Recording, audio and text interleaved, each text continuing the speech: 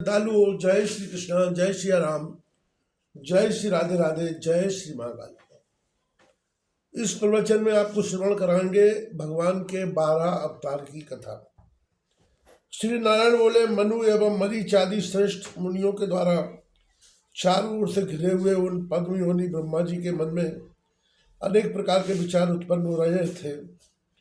इस प्रकार ध्यान करते हुए उन ब्रह्मा जी की नासिका के अग्रभाग से अंगुष्ठ मात्र परिमाण वाला एक बड़ा शिशु सहसा प्रकट हो गया। हे नारद, उन ब्रह्मा जी के देखते देखते वह 12 पशु आकाश में स्थित होकर क्षण भर में बढ़कर एक विशालकाय हाथी के आकार का हो गया। यह एक महान आश्चर्यजनक घटना थी।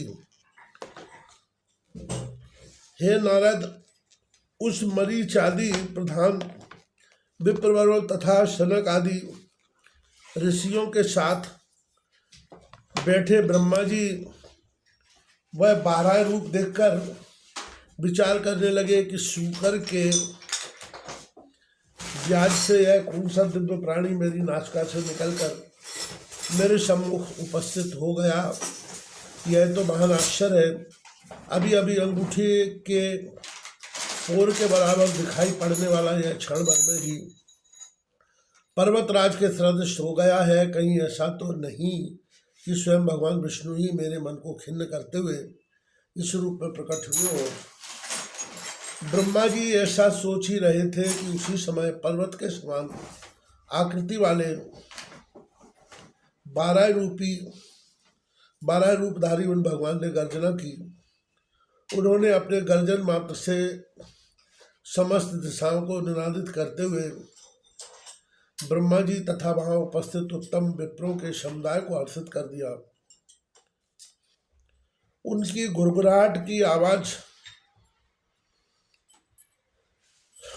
घुरघुराहट की ध्वनि सुनकर देवताओं और विप्रवरों के उत्तम स्तोत्रों द्वारा आदि पुरुष की स्तुति आरंभ कर दी। उनकी स्तुति सुनकर 12 रूप भगवान श्री हरि अपनी कृपा दृष्टि मात्र से उन्हें अनुग्रहित करके जल में प्रविष्ट हो गए। जल में प्रविष्ट होते हुए उन भगवान की शटा के आघात से अत्यंत पीड़ित समुद्र ने उनसे कहा, शरणागतों के दुख दूर करने वाले हे देव, मेरी रक्षा कीजिए। समुद्र की बात सुनकर सर्वसमर्थ भगवान 12 जलतर जीवों को इधर उधर हटाते हुए वे अगाध जल में चले गए। उस समय संपूर्ण प्राणियों को आश्रय देने वाली वह पृथ्वी जल के भीतर छिपी थी। 12 रूपधारी देवाधि एवं भगवान श्री हरि ने उसे अपनी डाढ़ से उखाड़ा और दांत के अग्रभाग पर रख लिया। देवेश्वर श्री हरि पृथ्वी को अपने थूथरे मुंह के अग्रभाग पर लिए हुए विराजमान थे। मनु सहित देवर्षि देव ब्रह्मा उनकी झांकी पाकर स्तुति करने लगे। जगत सृष्टा ब्रह्मा जी ने आदि पुरुष भगवान श्री हरि की स्तुति की। विविध प्रकार की स्तुति करके अंत में कहा, आप जगदीश्वर परमात्मा को हम नमस्कार करते हैं, जिनके अंश मात्र से हजारों देवता उत्पन्न हुए हैं।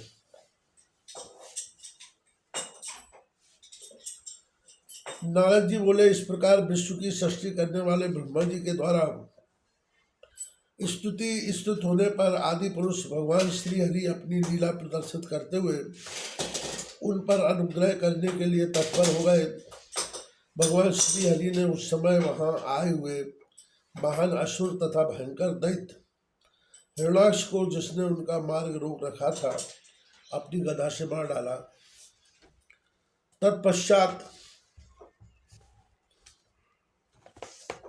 उनके रक्त पंख से लिप्त अंगों वाले आदि पुरुष भगवान 12 श्री हरि ने पृथ्वी को अपनी डांड से उठाकर लीलापूर्वक उसे जल के ऊपर स्थापित कर दिया।